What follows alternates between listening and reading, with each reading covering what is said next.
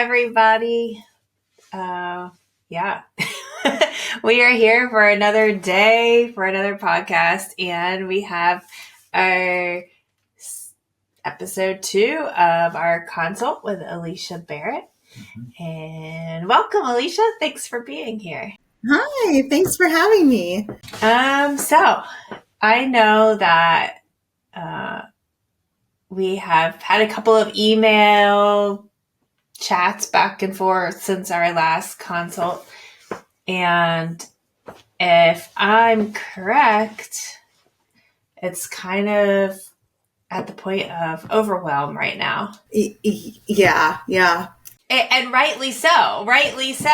It's like once you start figuring out more things that you need to do and figuring out, okay, well, here are the goals that I want. Here's how I want to show up.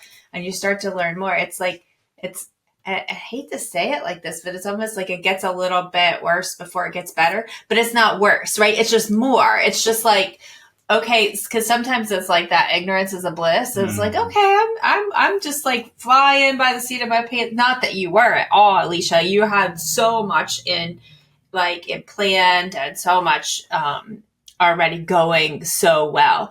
But it's like, I think sometimes that's why we struggle like making those next steps, because we know we're going to make more work for ourselves initially than we're in. It's like, so, okay, I'm just going to forget this little piece over here exists for a while I focus on this. And then it's like, you get to the point where like, hey, I'm at a pretty good point on quite a few things. And how do I proceed next with the limited time that I have? Because I'm also seeing clients and I'm also trying to figure out how to grow the business.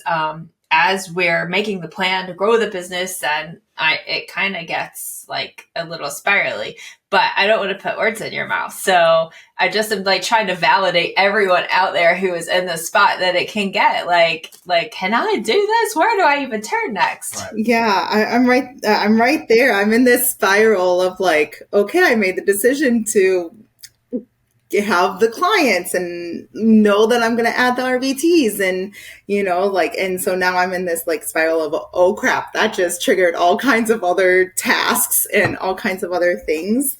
I had them on my radar, but it's just a matter of like flipping that switch, right? And okay, yep, we're going down that road, which then also leads us to this road, and like it all kind of intertwines. So I guess a lot has happened, as I kind of cued you guys into in the emails since our last meeting, but I made the decision to actually hire staff, and they'll be starting at the end of the month. And I'm so super anxious and excited all at the same time, and knowing that like, oh goodness, I want it to be like a good start and smooth start for them, but knowing that there's also going to be some hiccups along the way and trying to be okay with those hiccups. I think like that's probably my biggest thing, is like I want to be okay with those hiccups, because I can be a little bit of a perfectionist. I think we all have a level of that in us. So yeah. But the nice thing is like I'm bringing on staff that know me as a person and that are in ABA for the long haul. Like I've been supervising them to become BCBAs, so they're in their fieldwork time, and so I'm really excited about that piece as well. So that's an update. That's so exciting. Which kind of, spins a lot of things in other directions. So what would you say is like kind of your focus or your priority, or do you need help figuring out what your focus or and priority is, like moving forward through these next few steps? Like, now that you do have staff in line to start at the end of the month, does that switch up your priorities of like what you need help with next? Yeah, so I think that it switched up in like my priority list of like what to do first, so to speak. But I think I have a good handle on that. It's just a matter of getting them done and having enough time to get them done. That's what I'm overwhelmed with now, because like I have these clients that I'm providing services to while I wait for the staff to onboard, but then I also have all the prep work that I need to get done for the staff to come on board. So there's only so much time in a day to get all the things done. So I feel like my work life balance is a little off balance right now, which I wouldn't change it for the world, but definitely off balance, and looking forward to getting it back on balance. And so just kind of putting that out there too, to like all of the new people, like to validate that that's okay. You're there. It'll be okay. You can work through it. Yeah, that's what I was going to say. It's like a season, right? And it's like, that's what's going to happen. Like when you're working on a startup, we all come into it saying, okay, we don't want most of us come into it saying, okay, we don't want the end result being that our work is overrunning our life and we don't have the life part of the balance of family and fun pastimes and whatever it is, however we want to spend our lives outside of work. But there are going to be, and that's part of like almost like informed consent of not that that's really a thing, but like I think of it in the sense of like informed consent as we're like talking to other people, practitioners or that are like, oh, I think I want to start my own company. It's like, well, let me tell you some like realities around that. And that is one of them is in the beginning, you are going to have to figure out you're going to have seasons where you're working more and you're not going to have that balance that you want. So you have to make sure you have things in place to take care of yourself, is one thing. And then like that time management. And so one thing, just a quick little tip that you might already be doing, but blocking what hours that you're willing to spend working and still having those boundaries of, okay, I really want at the end of it, like once this is up and running, I want to end my work day at 4:00 so I can be with my babies in the afternoon or whatever, right? Or I can take yoga classes, whatever it is you want to do. But right now, I think I'm going to have to work more. But I'm still going to end my work day at 7:00 or whatever, right? Like you're still have those firm boundaries so that you can, I mean, of course, there are going to be days where you're just going to have to work a little bit over. But if you have those firm boundaries and expectations that you work within, that can help with that long haul of overwhelm and a burnout, and the feeling of I'm just throwing this all in the trash because I can't, because you still have to you have firm deadlines, but you're still going to have stuff that can wait till tomorrow. Right. And especially when you have that perfectionistic mind frame. Right. And so the mindset. So then the other thing is like when you're looking at your to-do list, this is a new thing that I've been practicing. And so I've shared with a couple people just this week, but it's like not just having a to-do list, but putting your to-do list into your calendar, like scheduling these to-do items within your calendar so that you can kind of see like throughout the week or the next 2 weeks, like how much like you can really fit in, right? So you estimate about how long these things will take, and then you throw them onto your calendar and you block that time for them. And so you can really kind of see, okay, realistically, how long is it going to take me to get to the point where I can start this next step? Oh, I thought I could maybe start next week, but it might be a month from now or whatever, right? So you have a deadline for your getting certain things done for your staff. So even looking at what has to be done before day one of them starting. And then if there's some things that you don't have time getting done before day one, what's that next step of, okay, well, I want these done by the second week of them working because that's when we're going to be starting on this next level of training or whatever, right? So those are just a couple of pieces for time management and to try to stay grounded and not like get swept up into the tornado. Yeah, it's so easy to get swept up into that tornado, isn't it? Yeah, totally. April and I are so honored to have Margin Keepers sponsor this podcast. Running an ABA business comes with its share of challenges. Managing clients, staff, insurance, the list goes on. One thing you shouldn't add to your stress, bookkeeping. That's where Margin Keepers comes in.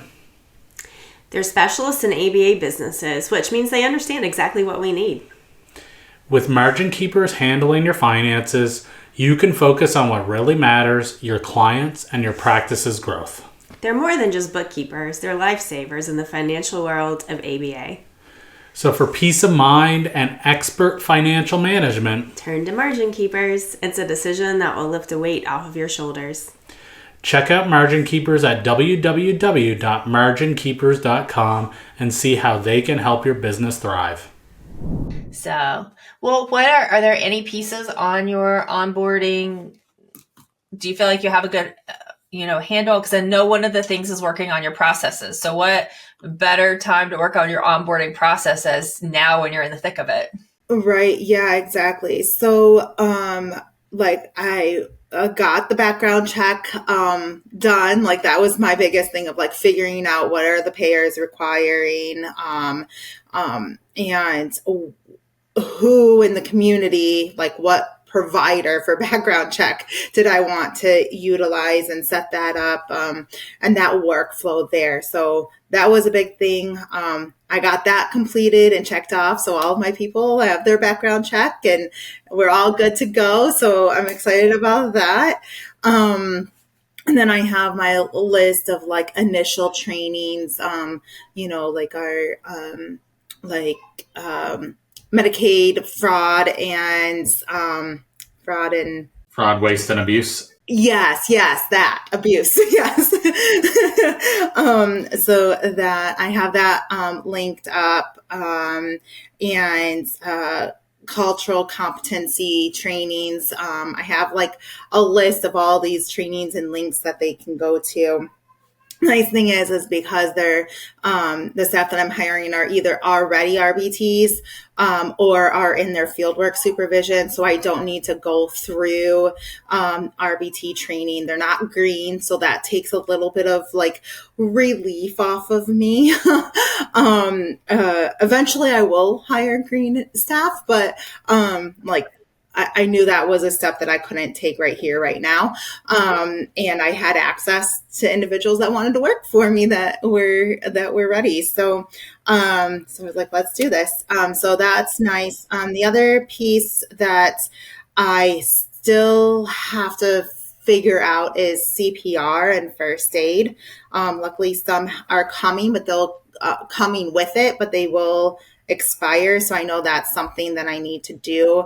And so just finding that source. I, to be honest, because I knew I had time, I haven't even started looking at that.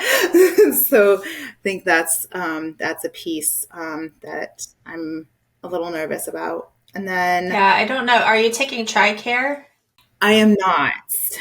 So TRICARE has a very specific group that you have, program you have to use, but look into like your local Red Cross and your local like fire department, places like that. Sometimes they do trainings. The last time we did it we used Thumbtack. So there were certified trainers on Thumbtack in our local area, and they would come to the office and just train all of our staff in one go. It was way more cost effective that way. So and then you just form that relationship. So the next time you need that person, they just come, they say, okay, come, well, I'll come to you. Right. And you may even get some discounts if you allow other people to come and get training there. Right. So, like April did her safety care training, trainer training at our office. And so she got a discount from safety care through that program. Because we allowed others to come. To come be part of that training because they needed like space in that area. Right. So yeah, like that. So that might be something that you can utilize. Okay, cool. I'll look into Thumbtack and the local like fire departments and stuff. I know sometimes the YMCAs also provide that as an option. I just don't know if any of my local YMCAs do. So right, yeah, it depends on your area, how rural you are, if you're near a city, like all those things are going to be part of it because it might be if you're really rural, there might be something where you have to just eat the cost and like send your your staff into town, as they say here. So Thankfully, I'm in a town. I'm in a city, so so we should have something available. and I think too now, honestly, I've heard now, I don't know if they're still doing it, if it was just a COVID thing or if it was one of the things that lived outside of COVID and it started to change how they're doing it, but they had online CPR first aid training, and I don't exactly know how it works, but there could be that too. Okay. All right. Perfect. Thanks. Cool. So it sounds like you've got the trainings pretty. Are there any? You've got mandated reporter. Mm-hmm. I'm sure you said you have a whole list, so I'm sure it sounds like you've got all of that under control. Are there any other parts of like the paperwork or the processes in general, or scheduling or client matching or anything like that? Yeah, so client matching, I'm starting to piece that together, but I know like right now it's easy for me to do, but forward thinking, I know it's going to get more complicated. So really getting a system in place there would be beneficial. But I think that can be a project for future, not to put it off, but like to, like put a future to-do date on it. The other thing and I think this is just me possibly overthinking, about like really training staff on the systems, right? Like the data collection systems, our scheduling systems, when and how and who to contact. And if you have any documents, where do you store them? And like those kinds of things. I feel like I'm overwhelmed in knowing how and when to express that, because in my previous corporate world, it was given at the very beginning and it was very overwhelming, and then pieces got missed, and then we got into bad habits and you had to like go back. And so like I don't want to overwhelm them at the front end, but at the same time I don't want them getting into bad habits and then having to like correct that. So like figuring out that like specific timeline. Yeah, and part of that could be too with this first batch of like new hires, knowing it sounds like you've already got a relationship with some of them to some capacity. And so, you could even reach out to them and say, hey, this is amazing. You get to come in on the ground floor. I really appreciate your feedback, and really maybe this is where you start having those clarity conversations, coaching conversations, like really like making that time a priority to have some face time with each person one-on-one for just a few minutes on a regular basis. And saying, hey, I would love your feedback. Your feedback is important to me.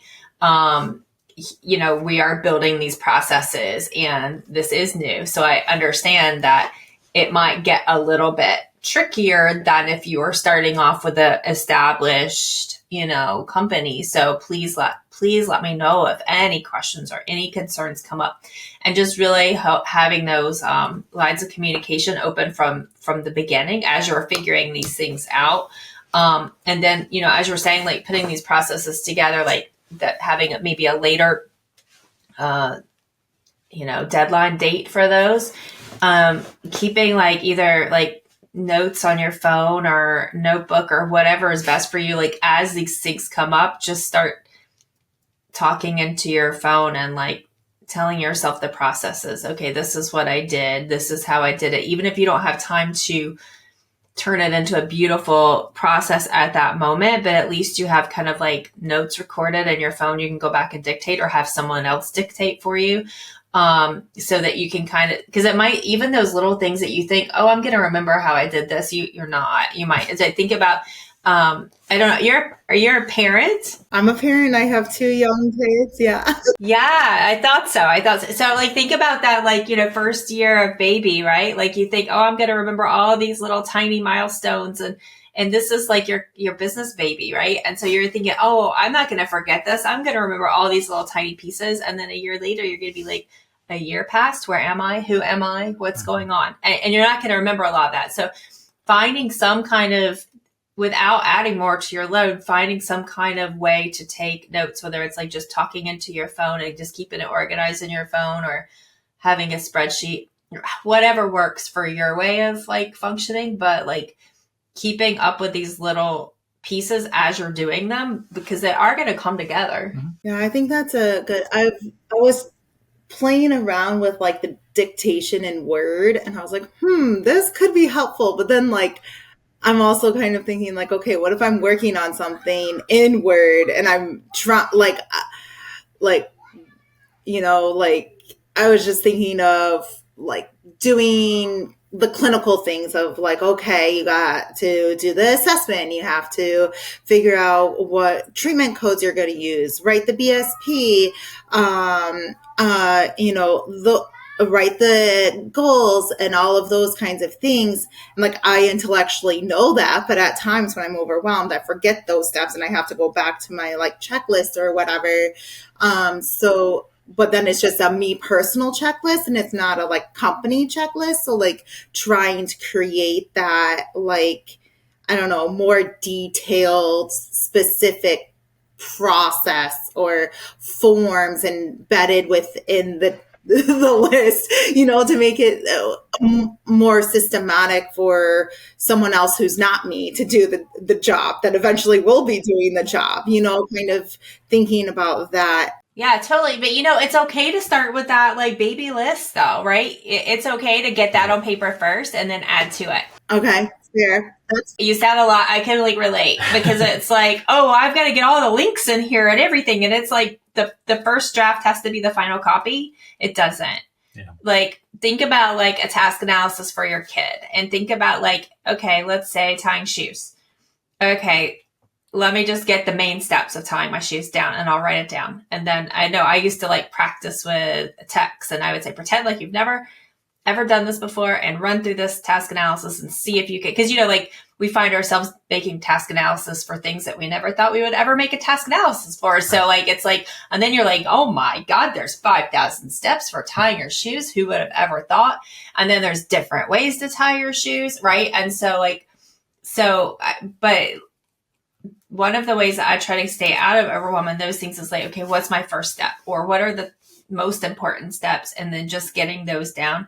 And then you can continue to add to those. The next time you go through a treatment plan and you pull out your main steps, then you can add like another layer of steps, or just add a couple details to a couple of the steps, and then just build it. Like it doesn't have to come out first draft as a final copy. That's fair. I needed that reminder. Thank you. You're welcome.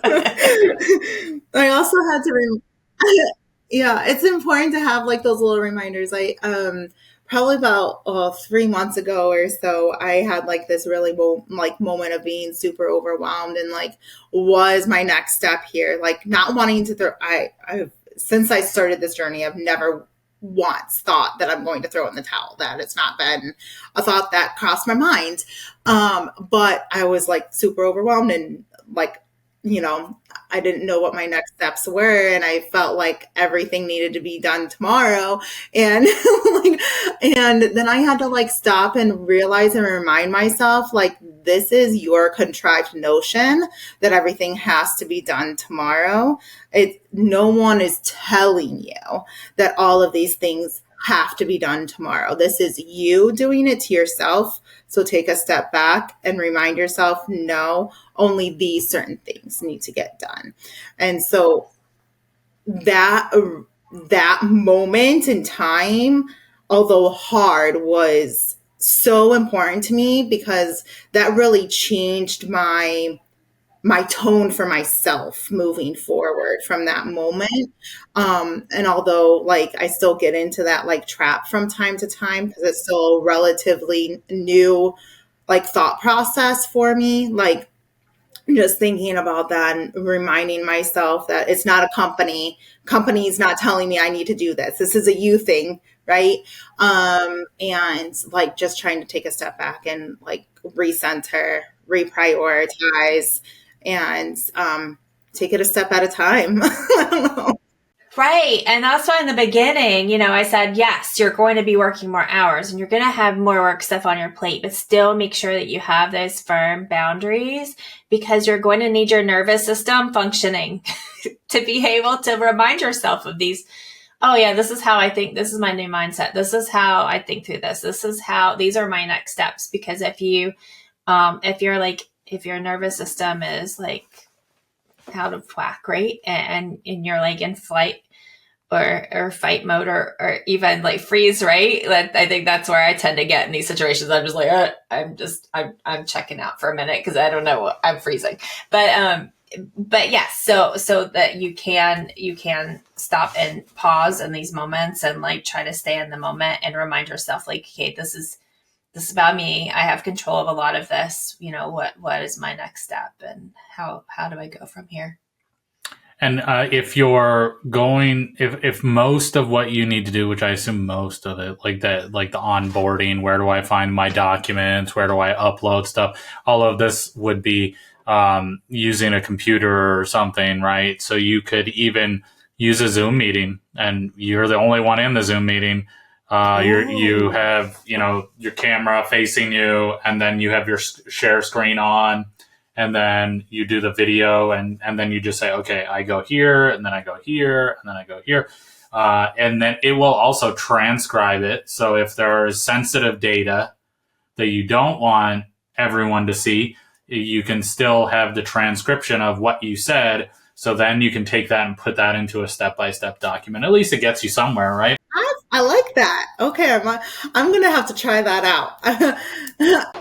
And that's what I did for my social media person, right? Like I hate sharing on social media. Is the worst. It's one of the worst. And then he tried to pass it to me and I hate it too. So this is one of the validated. Worst like all the social media stuff, scheduling the posts and sharing the posts and making sure they've uploaded and then taking the transcript and then creating content on that. So all I did is I did it for the final time, hopefully.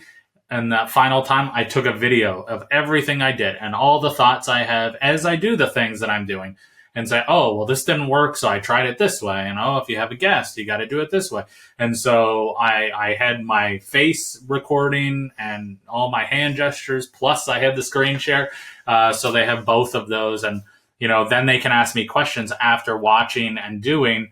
Right. Okay. Well, I did that, but now what do I do here? And then what I would do is I'd say, okay, now it's your turn to record it, right? Based on the new knowledge that I've given you through call or chat and the information that you've done on your own. Now I need you to record it and send it to me. And then, they take it over. Right. So, and you can add that responsibility to especially if you have a tech that needs a lot of indirect time.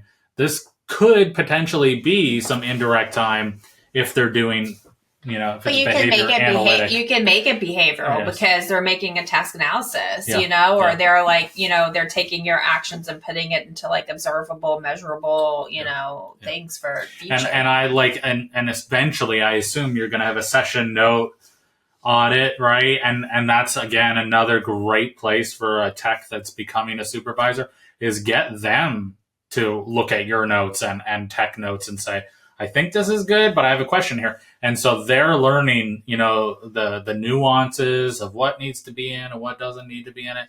And then let them create that task. And okay, so I do this first and then they share it with you. And then you're like, yeah, but you got to tweak it here, or you know what I mean? And so that could be very helpful.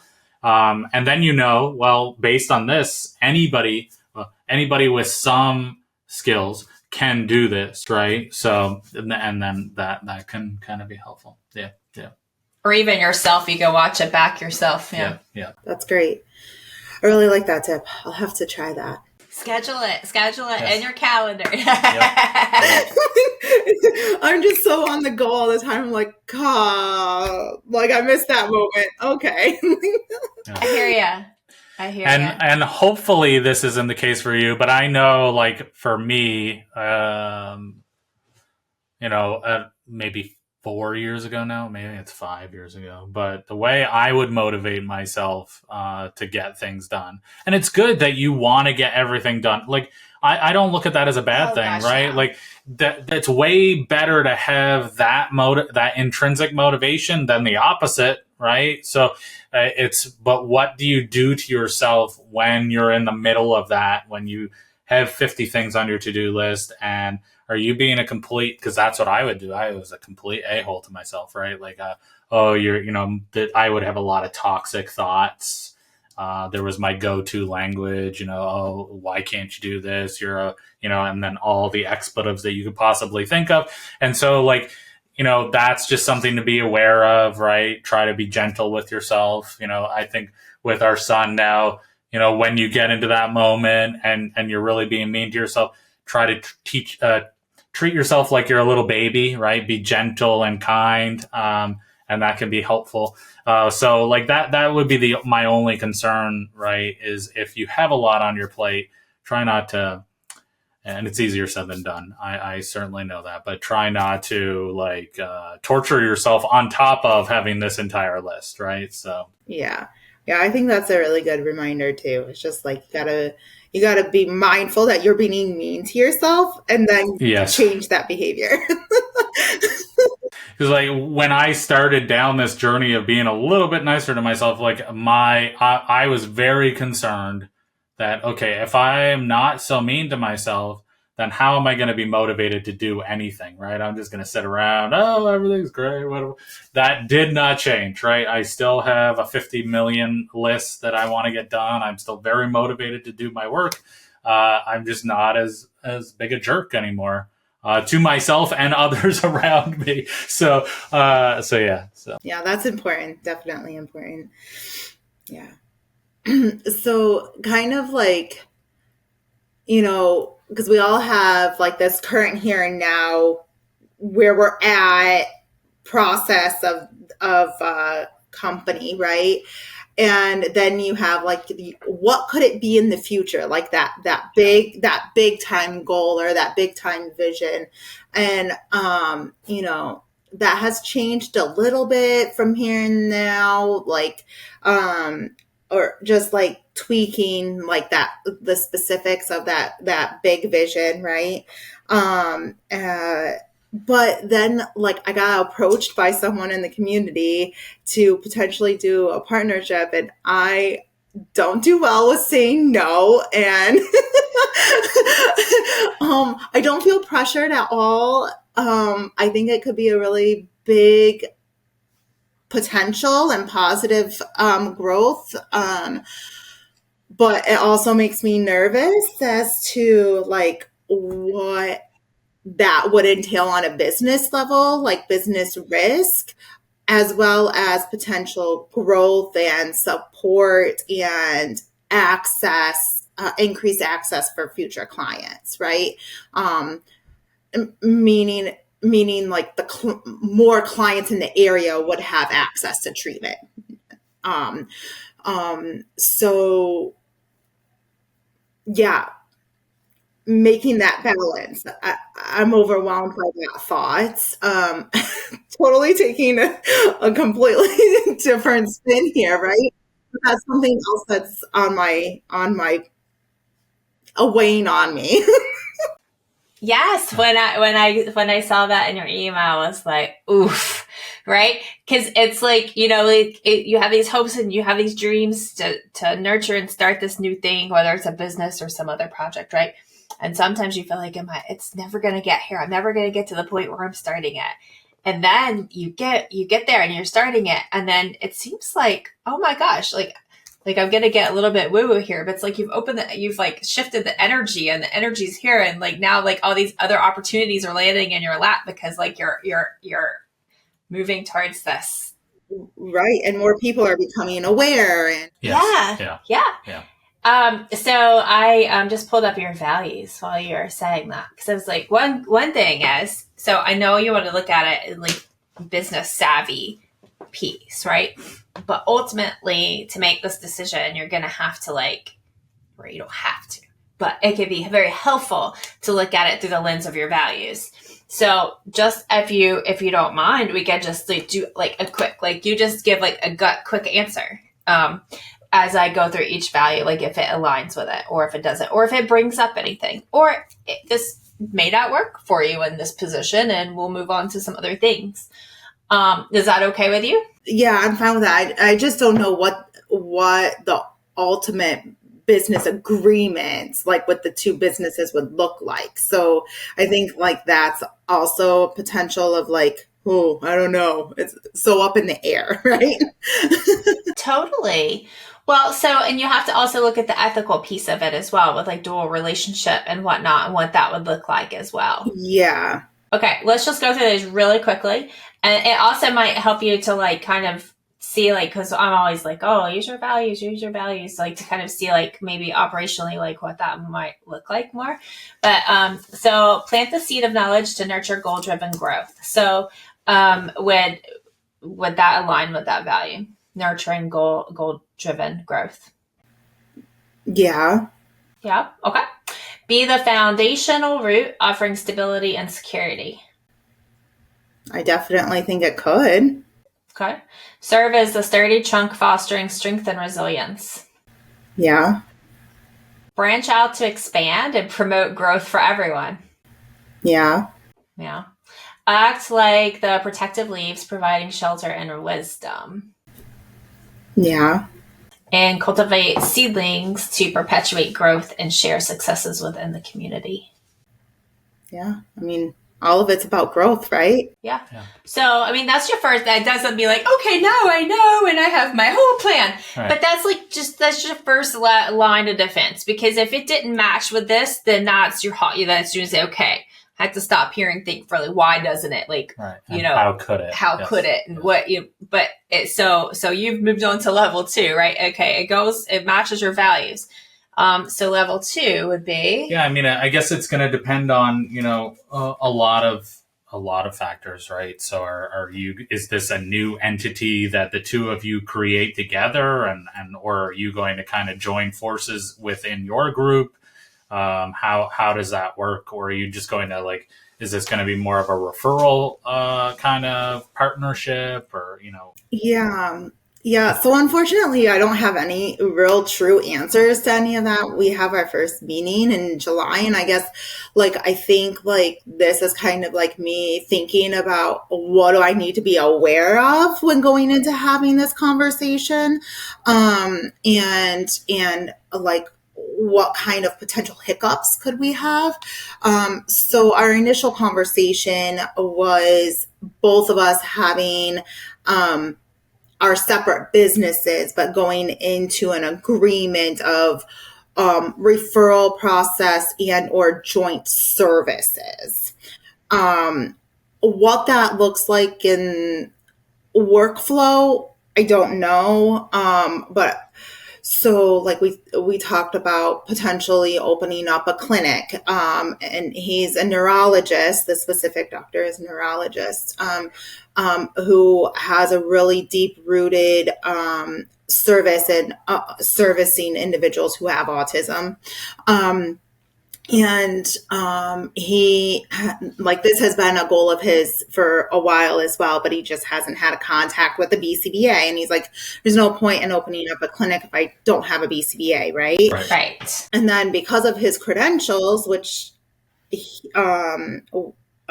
it's been a goal of mine to add a service line for diagnostic work, right? So because of his credentials, then we could partner up together to do diagnostic work as well as services. So I think on base level, it looks like it would be a really good partnership. But then legally, financially, relationship wise, all of that just makes me anxious and nervous because I don't know. When I'm working with people that are a potential partner, like they're thinking about becoming partners, it can be done. A lot of people, you go on Facebook and ask this question. A lot of people say, don't do it. Don't, it's not worth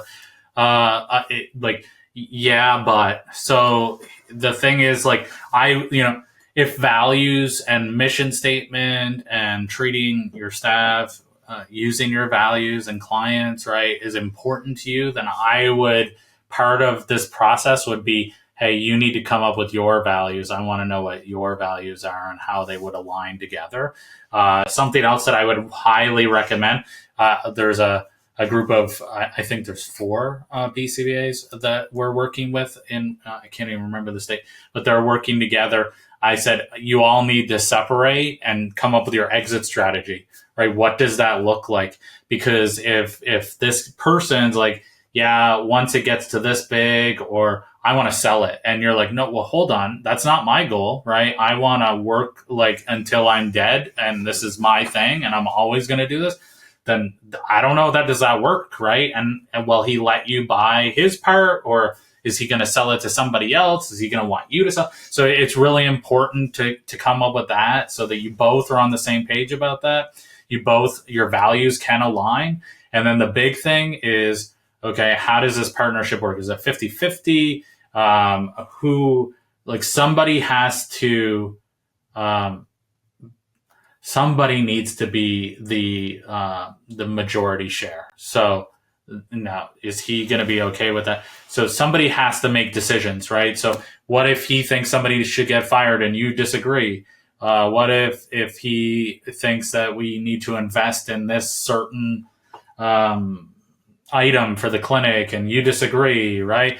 What if you think that you want to expand into a different state and he disagrees? Like, these are things that you need to come up with before you join forces. Because what happens, and I've seen this more on like the married couple side of things, is it's a partnership, but they never did a service agreement. And I'm gonna generalize at this point, but the wife is the BCBA and the husband is like the back end kind of person, and he has control over the bank accounts, and now how do I get access to prevent him from spending the money? And he wants me to sell it, but I don't want to sell. So like, these are just things that, well, even though you're not, married, it's not like that. You're still going to run into those situations. Eventually someone is going to be upset at the other person. And so you have to have have that system in place so that the clinic still functions, even if you guys are disagreeing. And then I would also highly recommend, having some kind of whether it's like a fractional CFO or a mentor that will mediate between the two of you as things come up, right? So it's just this third party that really isn't invested to the degree that you all are. But if anything comes up that, hey, we have to talk about this, but you keep on avoiding it, and it's really important to me, you have this third party that can kind of help facilitate that constructive conversation that needs to happen. So those are just my 2 cents. It can be difficult, right? I know a lot of people don't like the idea of doing a partnership in this area. So it's just, those are things to be aware of. It can be successful, but you have to have these things in place before starting. Does that make sense? Yeah, it definitely makes sense. So,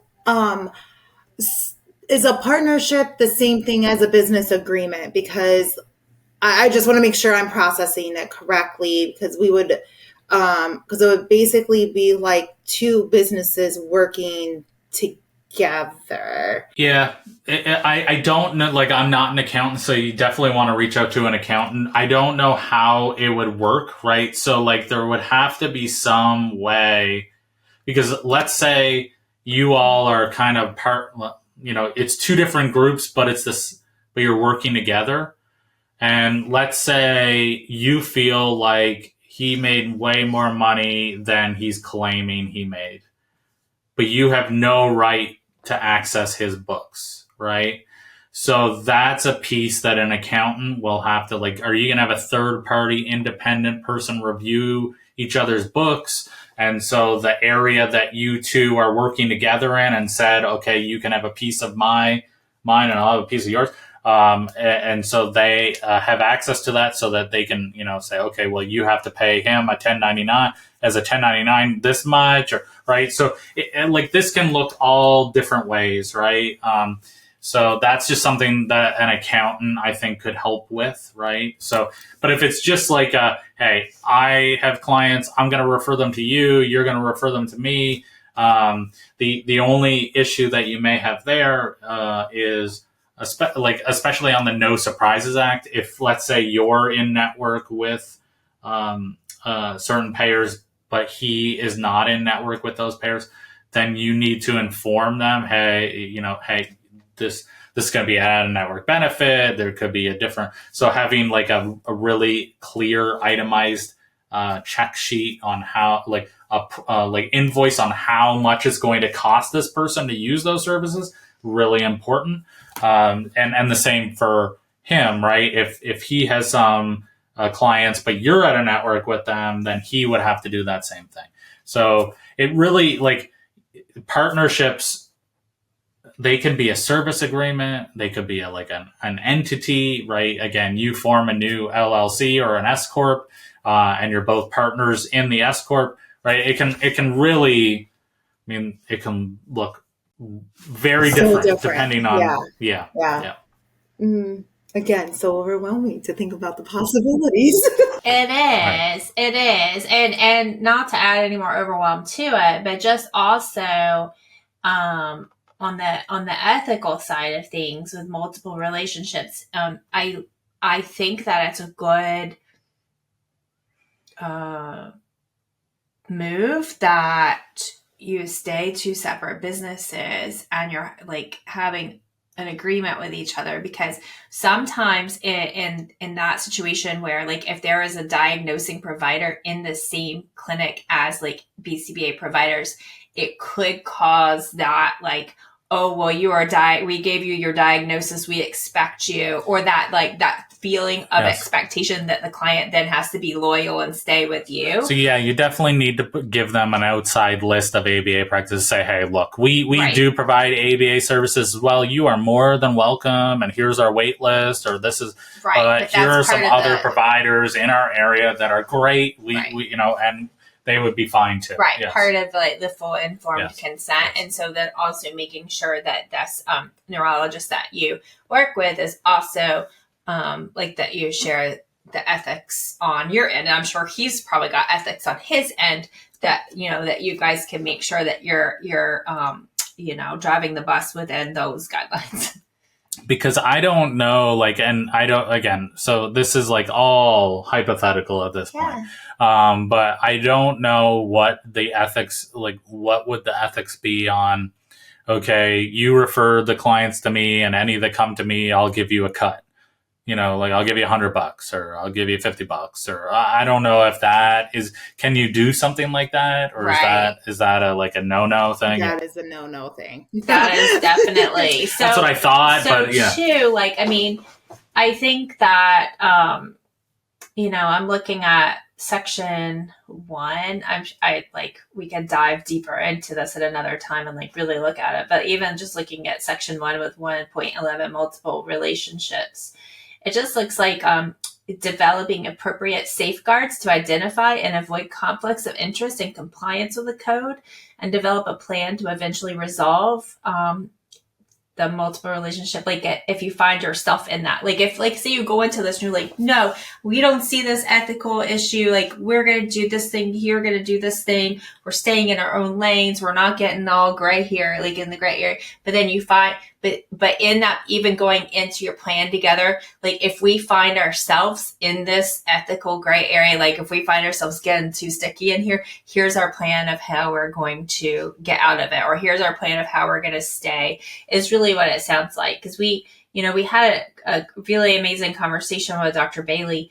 And I don't know if those of you who had the privilege of having him as your professor, and I hear he was an amazing professor, but that's kind of, he was teaching us kind of how to really look into these ethics and not take them so black and white, but see that there's how to interpret them, how to use them. And that's kind of from this little bit I learned from our little time with him. That's kind of what I'm seeing here is just making sure that you have a plan of how you're going to avoid that conflict of interest and what to do if you find yourself in that place. Right. And just staying very aware of it. So, yeah.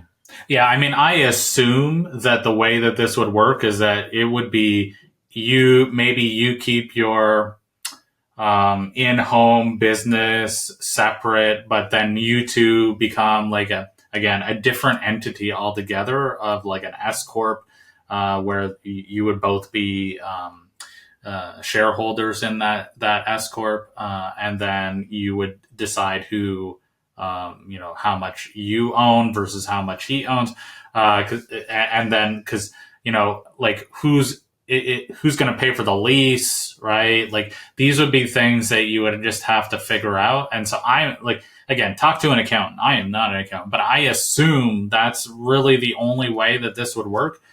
Otherwise it would be, wouldn't it? Wouldn't it be a dual relationship if you were like, we're going to work together, but not really work together? Yeah. And even like that whole thing, like, oh, I get money for the clients you pass to me. Like what's the other, how could you profit share? Is that the right word in an ethical way without it being a price tag per kid that you refer? Because then that gets gross. Yeah. Like, so I would assume that you would go down that road. Yeah.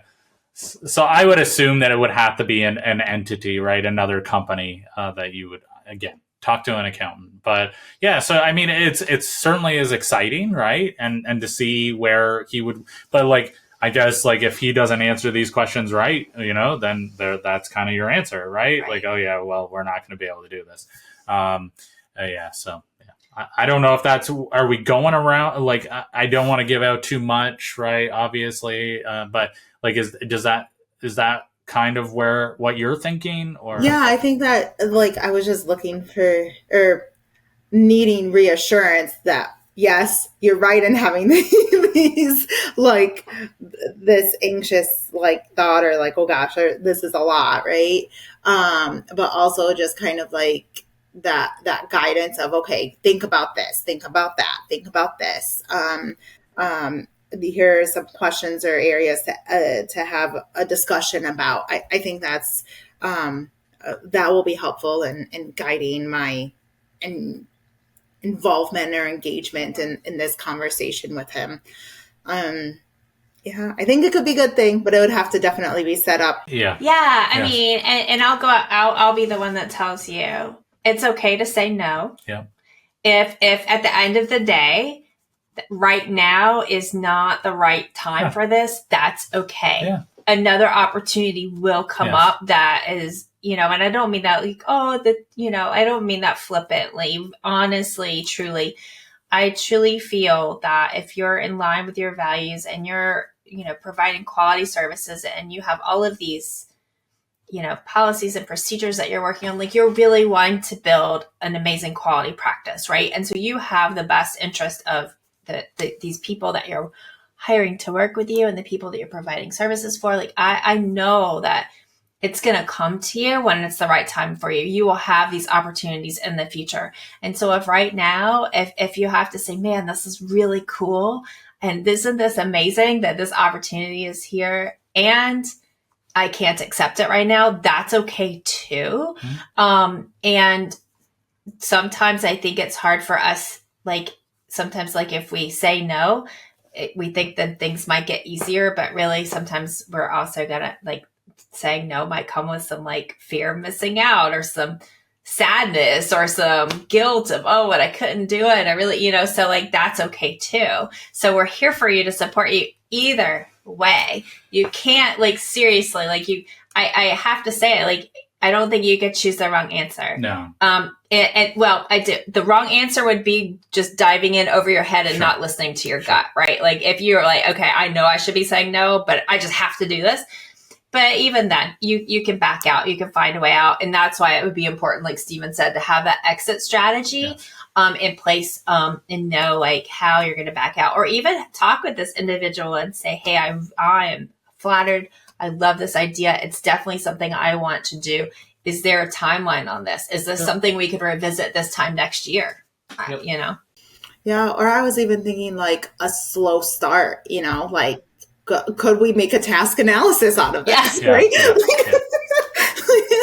right? Like, okay, this is our first step of being partners, and then this is our next step of being partners, and putting like action steps into it. That's a brilliant idea. And even like decide how much time per month do I have to put into this piece of building my business. Yep. And then be honest with it. Say, hey, I've got 2 hours a month I can put into working on this plan of working together, meaning this is going to be slow, Yep. but I'm in it, or, if you determine you have more time, that's fine too. But I think knowing like, okay, am I at capacity or do I have some room here? Right. Yeah. And even like having some individual tasks, right? Like my business has to be X profitable before I can take this initial step to partnering with you in any significant way, right? And so like those are things to consider too, because you don't want what's the saying, rob Peter to pay Paul, right? So like you don't want to take the time that you would be using to create your amazing company to have it suffer so that you can benefit this partnership, right? So that's just something to be, because that's not what I set out to do, right? Exactly. Right. Yeah. That's the opposite of growth. That wouldn't be following your mission and vision and values, right?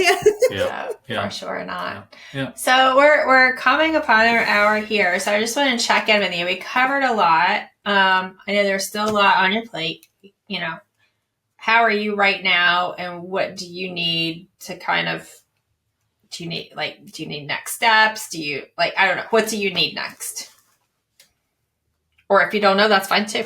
If you just need time to process everything. I need time to get things done is what I need. Yeah. Can we add a few hours to the day? Like that would be super nice. So we'll do it. No, but like I feel like I have like more clarity now as far as like the partnership. And then, as we talked about, like I as far as the onboarding stuff, I have that pretty like, it's not nice and pretty, but it's there. Yes, that's it. That's all you need right now. Yes. And then the trainings on how to do the things. I really liked your suggestions, Stephen, on doing the recording in Google or Zoom of you doing the task itself and teaching that way. I like that. Yeah, no worries. And we're here to help. So, if there's something that we can do to, alleviate some of your stress, please let us know. And, we can share best practices or create some forms for you for sure. But yeah. Thanks. I'm sure I'll reach out at some point. There's always movement over here, of course, right? That's what you want, right? That's right. That's right.